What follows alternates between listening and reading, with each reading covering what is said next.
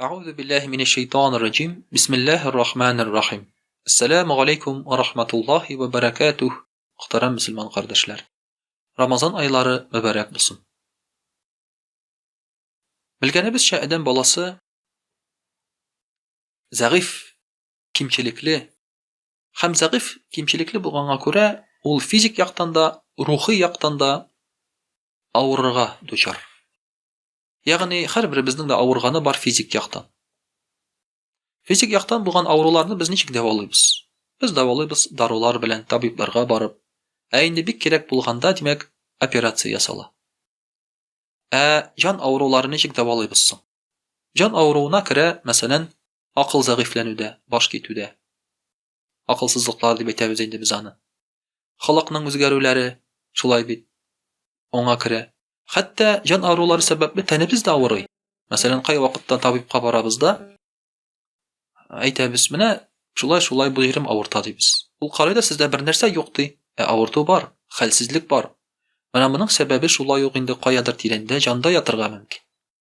Bar psikologik awrular, bar depressiýa, tişinkilik, hem bik köp mene şunday bugunky kinde ele biz sizip de emma isim bire almagan halatlar.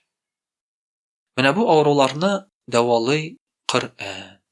Çünki fen many dawalay almy. Hatta akyly gitgen kişilerini de meselen psixbolnitsaga salyp işleteler olar. Daru bireler, bir kadar wagt tutalar da çağırıp jibereler spravka tutturup, bu kişi indi bitti invalid. Onu dawalap bolmaýdylar. Amana elegelikden şuşunday awrularyny dawalaganlar Qur'an bilen. Mene şoňa görä de Qur'anyň bugun tagyn bir mucizasy turunda ul dawalaw mucizasy turunda da sileşip alygaly. Bilgenibizçe bizning ata-babalarybız awryp gitseler gil Qur'anga mürajaat etkenler. Hatta tenleri awırtsa da alar Qur'an ayetlerini okup, sularga erip, riziklarga erip, işkerip, dibiz indi biz anı kabul ete turgan bulganlar şu riziklarını hem şunun bilen sihatlengenler. Kişi indi biren indi can awrulary bilen awırtsa, şulay işkergenler. Bala tabalmasa işkergenler, meselen şulay bit. Sihirlense, bızık kilse kişige, şulay yok işkergenler. Küz tise, şulay yok işkergenler. Hem bu uçrakta bularning bir tanesine de Qur'an yardımga kelgen. Köp gasyrlar bizning indi ata-babalarybız şuşa räwişli dawalanganlar özlerine şifa tapkanlar. Mene biz de bugunky kinde Qur'anga mürajaat etip özübizge şifa dawa tapa alabız. Allah'a şükür indi şunday kişiler bar şükürip dawalawçy. Bar indi qaybir meçitler mahsus şunun bilen şugullanýarçy diýip aýtyk. Hem bu bir kerek aýbyr. Sen meni tanysaň, tanamasaň da bu bir kerek aýbyr.